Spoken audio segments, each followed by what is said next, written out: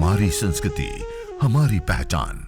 यज्ञ, योग, आयुर्वेद सदा रहे हमारे साथ। भारत के प्राचीन ग्रंथों एवं आधुनिक विज्ञान का दिव्य संगम, यज्ञ महिमा।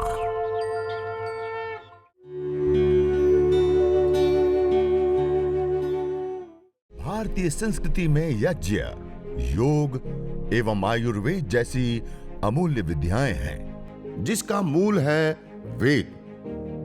इतिहास की ओर दृष्टि डालें तो भगवान राम, भगवान कृष्ण से लेकर राजा महाराजाओं, ग्रामवासियों व अरण्यवासी ऋषियों की कुटियों तक नित्य व नैमित्तिक यज्ञों का प्रचलन देखने को मिलता है। ओम अयंत इद्म आत्मा जातवेदस्तेनेत्य स्ववर्धस्व चेद्वर्धय चास्मान् प्रजया पशुभिर्ब्रह्मवर्चसेनान्नाद्येन समेधय स्वाहा इदमग्नये जातवेदसे इदन्न मम। पंचघृत आहुति प्रदान करने के बाद अब हम जल प्रोक्षण करेंगे। अपने पास में कलश रखा है ना, जो व्यक्ति गाय के घी की आहुति दे रहे हैं वो अपने हाथ में कलश ले लीजिए। हवन कुंड के ऊपर कोई एक व्यक्ति, और हम दाएं हाथ की अंजलि में जल लेंगे थोड़ा सा, और मंत्रोच्चारण के बाद अब हम जल प्रोक्षण करेंगे। हवन कुंड के चारों दिशाओं में अलग अलग मंत्र से अलग अलग दिशाओं में, तो इधर ध्यान देंगे। जब हम जल प्रोक्षण करेंगे तो हवन कुंड के अंदर गाय के घी के पात्र में या सामग्री के पात्र में एक भी बूंद पानी ना गिरे, उसको साइड में कर लीजिए, दूर कर लीजिए। अब सबसे पहले वे हवन कुंड के पूर्व दिशा में दक्षिण से उत्तर की ओर हम जलधारा बनाते हुए जल सिंचन करेंगे। तो आपकी पूर्व दिशा है, आपके सामने हवन कुंड रखा है, उसके जो सामने की साइड है उस दिशा में अपने जो राइट हैंड है, दायां हाथ है, वहां से बाएं हाथ लेफ्ट हैंड की ओर आप जलधारा बनाएंगे मंत्रोच्चारण के बाद। ओम अदितेनुमन्यस्व। अब दूसरी बार थोड़ा सा जल लीजिए, और अब हम वेदी के पश्चिम दिशा में दक्षिण से उत्तर की ओर, पश्चिम दिशा माने आपके और हवन कुंड के बीच का जो गैप है ना, उसमें आपके राइट हैंड, जमनी बाजू थी दाबी बाजू की तरफ, राइट साइड से लेफ्ट साइड की ओर। ओम अनुमते अनुमन्यस्व। अब तीसरी बार जल लीजिए, और अब वेदी के हवन कुंड के उत्तर दिशा, उत्तर दिशा माने आपका जो दाबा हाथ है, लेफ्ट हैंड है, बायां हाथ है, उस हाथ के ऊपर की जो साइड है हवन कुंड की, आपकी साइड से सामने की साइड की ओर धारा बनाते हुए इस साइड में हम जल सिंचन करेंगे। ओम सरस्वत्यनुमन्यस्व। अब चौथी बार जल लेंगे, और जहां हमने दीपक रखा है ना, इसको ईशान कोण कहते हैं, वहां से प्रारंभ करके पहले पूर्व दिशा, फिर दक्षिण दिशा, फिर पश्चिम दिशा, फिर उत्तर दिशा में होते हुए दीपक तक, मानी पूरा राउंड परिक्रमा क्रम से लगाएंगे। मंत्रोच्चारण के बाद दाएं हाथ की अंजलि में जल ले लीजिए। ओम देव सविता प्रसुव यज्ञं प्रसुव यज्ञपतिं भगाय दिव्य गंधर्वः के तपोः के तं नः पुनातु वाचस्पतिर्वाचन्नः स्वदतु। जहां दीपक रखा है वहां से प्रारंभ करके दीपक जहां है वहां पर्यंत जल सिंचन करेंगे। अब कलश को भी वापस ईशान कोण पे रख दीजिए दीपक के पास में। अब हम 4 गाय के घी की विशेष आहुति प्रदान करेंगे। इसको बोलते हैं आघारा वाज्य भाग आहुति। पहले हवन कुंड के बीच में प्रदीप्त समिधाओं में उत्तर दिशा में प्रदीप्त समिधा के ऊपर, और दूसरी हवन कुंड के अंदर प्रदीप्त दक्षिण दिशा के ऊपर प्रदीप्त समिधा के ऊपर एक एक आहुति पश्चिम से अपनी ओर से सामने की ओर धारा बनाते हुए 2 हवन कुंड के बीच में ऐसे 4 गाय के घी की आहुति हम प्रदान करेंगे। ओम इदमग्नये स्वाहा इदमग्नये इदन्नमम ॐ सोमाय स्वाहा इदं सोमाय इदन्नमम ॐ प्रजापतये स्वाहा इदं प्रजापतये इदन्नमम ॐ इन्द्राय स्वाहा इदमिन्द्राय इदन्नमम।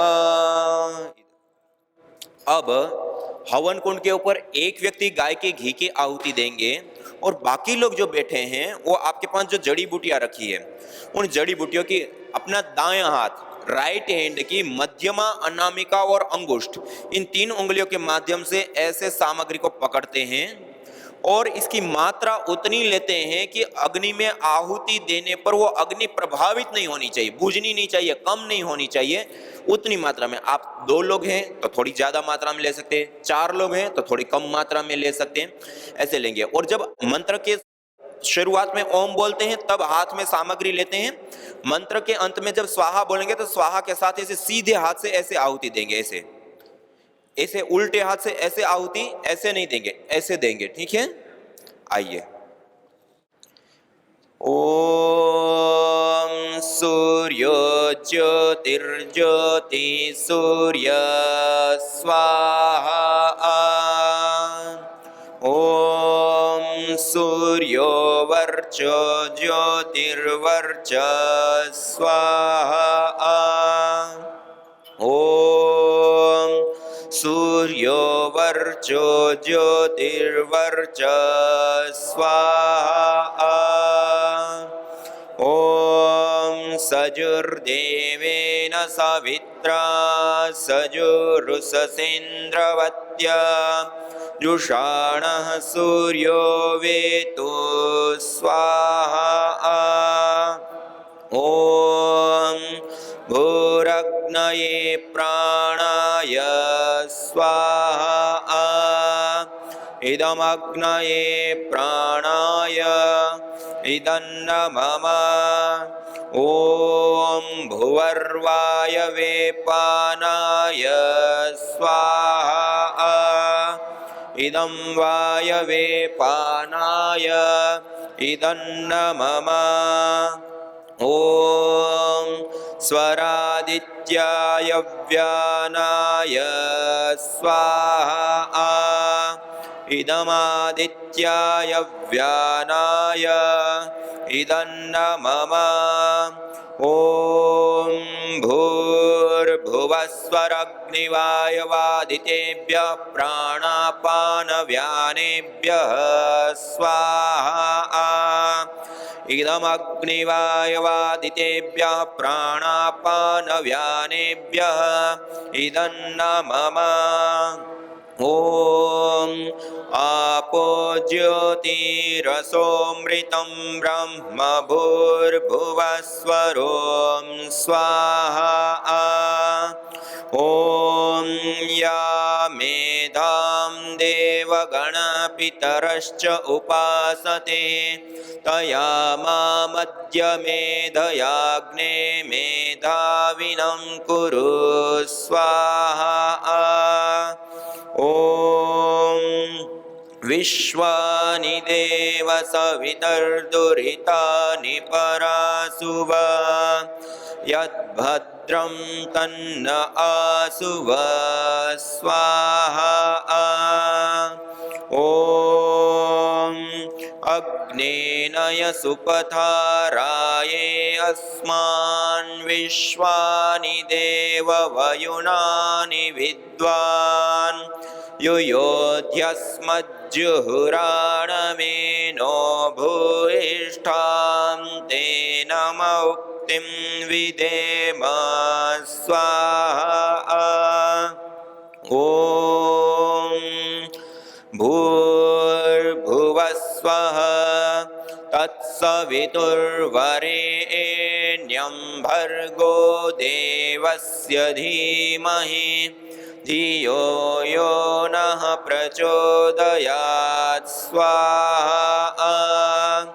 ॐ भूर्भुवः स्वः तत्सवितुर्वरेण्यं भर्गो देवस्य धीमहि धियो यो नः प्रचोदयात् स्वाहा।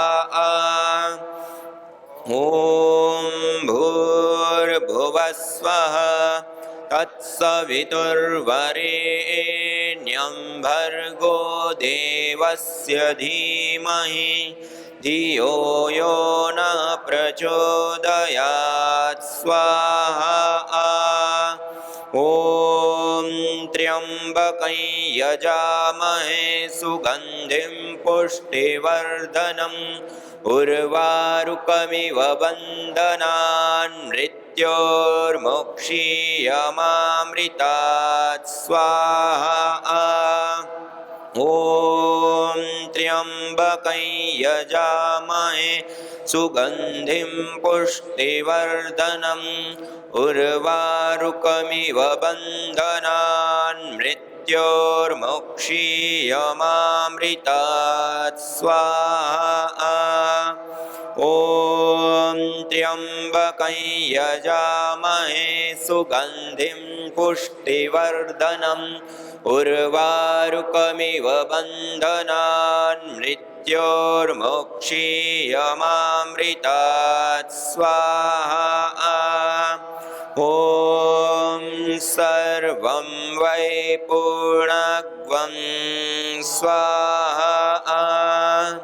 ॐ सर्वं वै पूर्णत्वं स्वाहा। ॐ सर्वं वै पूर्णत्वं स्वाहा। अब छोड़ देंगे और हाथ को, आपके पास नैपकिन है उससे पोंछ लीजिए। अब सभी लोग हाथ जोड़ करके सीधे बैठ करके अब हम अग्नि देवता से प्रार्थना करेंगे। अब हवन कुंड के अंदर गाय का घी, सामग्री या समिधा कोई भी वस्तु की आहुति प्रदान नहीं करेंगे, अब छोड़ देंगे। अब हाथ जोड़ करके अग्नि देवता से प्रार्थना करें। अग्निर्वै देवानां मुखम कहा, यह अग्नि सारी देवी शक्तियों का मुख है। इस यज्ञाग्नि के अंदर जो हम आहुति प्रदान करते हैं वो आहुति उनको पहुंचती है और इससे वो तृप्त पुष्ट संतुष्ट होते। देवान भावयतानेन ते देवा भावयन्तु वः परस्परम भावयन्तः श्रेयः परम अवाप्स्यथ। यज्ञाग्नि के अंदर आहुतियां जो हम प्रदान करते हैं उसे सारे देवी देवता पुष्ट संतुष्ट होते हैं। और सत्याः संतु यजमानस्य कामा इष्ट काम दुख सर्व काम दुख कहा कि जो यजमान यज्ञाग्नि में आहुतियां प्रदान करके देवी शक्तियों को तृप्त करता है और उसके बाद जो प्रार्थना करता है उसकी वो सारी मनोकामनाएं पूर्ण होती हैं। तो आइए आज हम सब सीधे बैठ करके परम पिता परमात्मा को याद करते हुए अग्नि देवता से प्रार्थना करते हैं। ओम सर्वे भवन्तु सुखिनः सर्वे सन्तु निरामयाः सर्वे भद्राणि पश्यन्तु मा कश्चित् दुःखभाग् भवेत्। ओम शांति शांति शांति ओम। इस प्रकार पूरे श्रद्धा भाव के साथ युक्त होकर के हमने यह यज्ञ हवन अग्निहोत्र देव यज्ञ चिकित्सा यज्ञ संपन्न किया। इसमें जो हमने शुरुआत की कुछ महत्वपूर्ण आहुतियाँ दी वो देव यज्ञ की आहुति थी। उसके बाद गुरु मंत्र गायत्री मंत्र महामृत्युंजय मंत्र से हमने विशेष आहुतियाँ प्रदान की। यह जब हम चिकित्सा यज्ञ करते हैं या वैसे ही हम विशेष ज़्यादा यज्ञ करना चाहते हैं तो गायत्री मंत्र महामृत्युंजय मंत्र से 7 आहुति 11 आहुति 21 आहुति 108 आहुति प्रदान करके इस अग्नि को यज्ञ को विशेष रूप से संपन्न करते हैं। और उद्देश्य के अनुसार हवन सामग्री खाली चेंज होती जाती हैं। और इस प्रकार जब हम यज्ञ करते हैं तो भगवान श्री कृष्ण जी कहते हैं, यज्ञ शिष्टा सीन संतो मुच्यन्ते सर्वकिल विषय भुंजते तु त्वगम पापा ये पचंती आत्म कारणा। जो व्यक्ति, जो यजमान इस प्रकार प्रतिदिन यज्ञ अग्नि में आहुतियां प्रदान करके यज्ञ कर्म को संपन्न करता है और उसके बाद अन्न को ग्रहण करता है, मुच्यन्ते सर्वकिल विषय, अपने जीवन में आने वाले सभी प्रकार के क्लेशों से, दोषों से, दुखों से मुक्त हो जाता है। भुंजते तु त्वगम पापा ये पचंती आत्म कारणा। जो बिना यजन के भोजन करता है उसको पापी कहा, और पाप का भोग कर रहा है, वो अन्न का नहीं। इतने कठोर शब्दों में भी कहा। और चतुर्थ अध्याय में जाकर के फिर से कहा, यज्ञ शिष्टा अमृत भुजो यान्ति ब्रह्म सनातनम नायम लोको यज्ञ से कुतो अन्य कुरु सत्तम। जो यजमान यज्ञाग्नि के अंदर आहुतियां प्रदान करके प्रसाद रूप अन्न को ग्रहण करता है, वो सनातन ब्रह्म को प्राप्त करता है। नायम लोको यज्ञ से कुतो अन्य कुरु सत्तम। जो यज्ञ नहीं करता है उसके लिए यह लोक भी सुख करने होता है, परलोक की तो बात ही छोड़।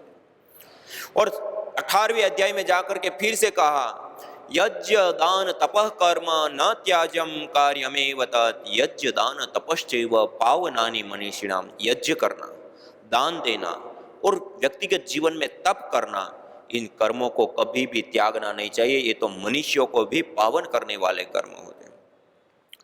एतेषु यश्चरते भ्राजमानेषु यथा कालम च आहुतयो ह्रद्दायन् तन्नयन्ते ताः सूर्यस्य रश्मयोः देवानां पतिरेको दिवास। उपनिषद में कहा कि जो यजमान सूर्योदय और सूर्यास्त के सही समय पर जो आहुतियां देकर के इस यज्ञ कर्म को संपन्न करता है, उसको यह आहुतियां संचित कर्म रूप होकर के उसको वहां पहुंचा देती है। देवानां पतिरेको अधिवास। इस देवताओं का स्वामी साक्षात ईश्वर का साक्षात्कार करा देता है। और यथेह क्षुधिता बाला मातरम पर्युपास्ते एवं सर्वाणि भूतानि अग्निहोत्रम उपास्ते। जैसे छोटे बालक होते हैं, भूख रूपी दुख से पीड़ित होने पर अपनी माता की उपासना करते, अपनी माता की गोदी में जाते, अपनी माँ के पास जाते हैं, और निश्चित रूप से अपनी माँ के पास जाने पर उसकी भूख रूपी दुख की निवृत्ति होती है। एवं सर्वाणि भूतानि अग्निहोत्रम उपासते। ऐसे ही सारे मनुष्यगण अपने जीवन में आने वाले विभिन्न प्रकार के दोष, दुख, क्लेश, कष्टों से छुटकारा पाने के लिए अपने जीवन में यज्ञ, हवन, अग्निहोत्र को अपनाते हैं। इतना बड़ा विशेष चीज है। इसलिए कहा, येन सदनुष्ठानेन संपूर्ण विश्वम कल्याणम भवेत्। आध्यात्मिक, आधि दैविक, आधि भौतिक ताप त्रयोन उन्मूलनम सुकरम स्यात् तद यज्ञ पदाभिधेयम कहा। जिस सदनुष्ठान से संपूर्ण विश्व का कल्याण हो और व्यक्तिगत जीवन में आने वाले जितने भी क्लेश है, कष्ट है, दुख है, आध्यात्मिक, आधि दैविक, आधि भौतिक, इन सारे प्रकार के दुखों का उन्मूलन, दूर होना, जिससे सरल हो जाए, उसको यज्ञ कहते हैं, हवन कहते हैं, अग्निहोत्र कहते हैं।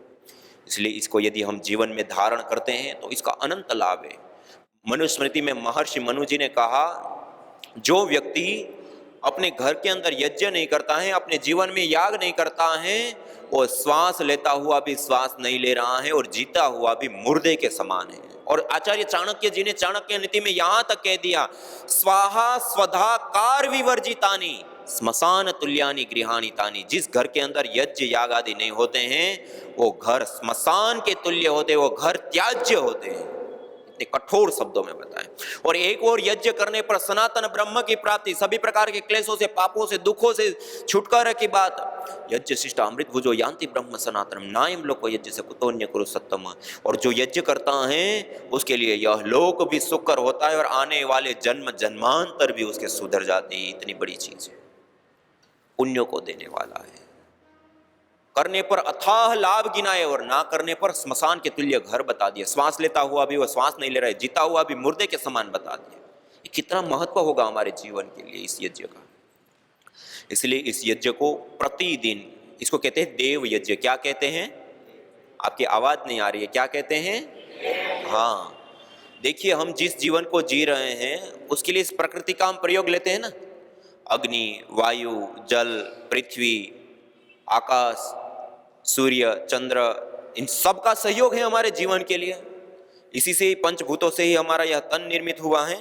इन 5 भूतों से ही हमारा पूरा ब्रह्मांड निर्मित हुआ है। इसी में हमारा जीवन चलता है। और इन 5 तत्वों का शोधन, पोषण, संवर्धन किसी माध्यम से होता है तो यज्ञ के माध्यम से होता है। इसलिए देखिए, हम किसी से पैसा ले और वापस ना लौटाए तो हम क्या हो जाते हैं?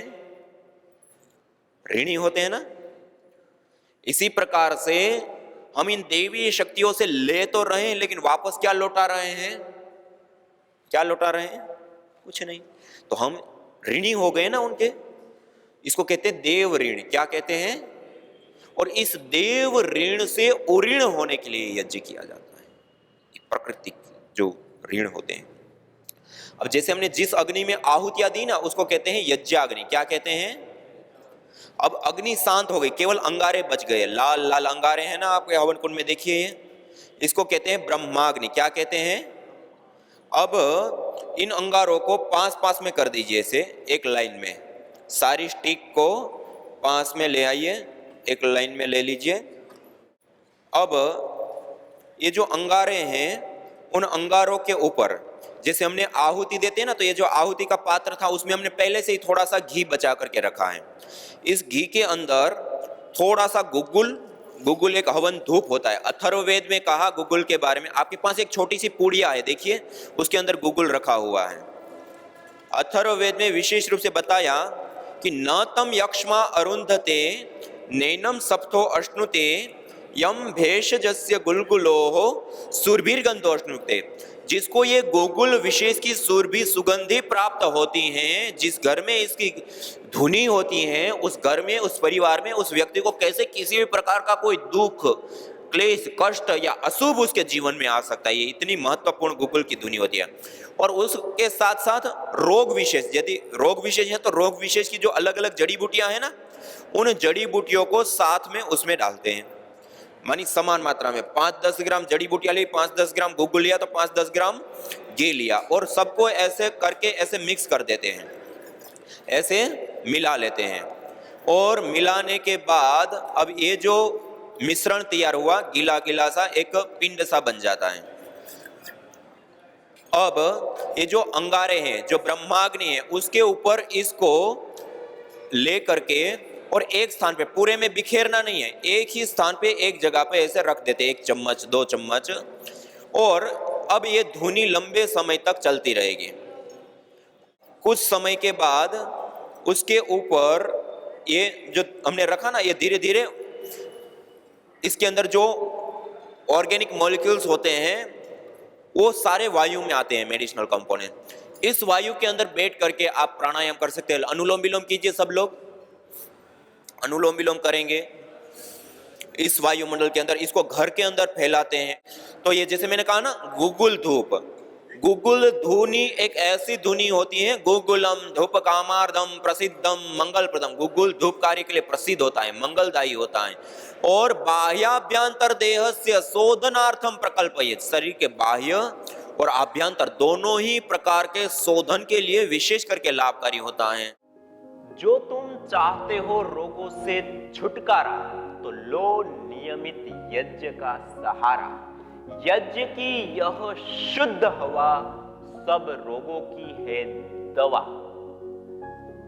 आयुर्वेद ग्रंथों में यज्ञ को देवीय चिकित्सा कहा है, और कहा आयुर्वेदेषु यत् प्रोक्तम यस्य रोगस्य भेषजम तस्य रोगस्य शांत्यर्थम तेन तेनेव होमये।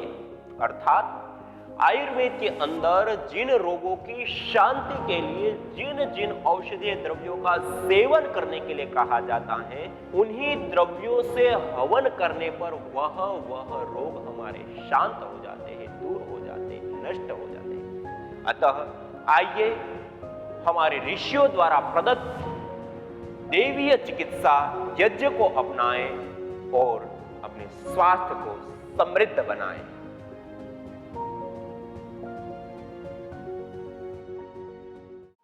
अपने अज्ञान को मिटा लो, सब चीजों से बुरी चीजें अपने आप को हटा लो, तो सारी चीजों से मुक्त हो जाओगे और भगवान से युक्त हो जाओगे। यह युक्ति की मुक्ति। अपना अपना अभ्यास सब करो। हवन कुंड पर बैठ करके हवन करने के लिए मैंने बोला हुआ था, विशेष रूप से सुबह के समय एपिलेप्सी के पेशेंट, पार्किंसन, एपिलेप्सी, एमएनडी और एंक्लोजिंग स्पोलाइटिस वाले थोड़ी देर तो आसन कर लें, फिर बाद में वो भी बैठ जाए। जिनको बहुत भयंकर अस्थमा, बहुत ज़्यादा stress, anxiety, depression, mental problems है, वो थोड़ी थोड़ी देर हवन करके आधा घंटा उठते रहें। कुछ कब्जा जमा के बैठ जाते हैं, फिर उठते ही नहीं वहाँ से। एक घंटे बाद उठा दिया करो, दूसरे आ जाया करें फिर उनके स्थान पर। एक छोटा छोटा दिमाग हर सेल के पास है। इसलिए मैं कह रहा हूं, आप करोड़ों अरबों खरबों तरह से घायल हैं, आहत हैं, तो और फिर ये यहाँ चारों तरफ हवन का धूम्र देते हैं। यह हवन चिकित्सा, यज्ञ चिकित्सा भी मैंने पहली बार शुरू की। मैं बचपन से हवन करता था, पहले चोरी छिपे करता था, क्योंकि घर वाले जो है टोकते थे, खाने को घी नहीं तो हवन में फूक रहा है।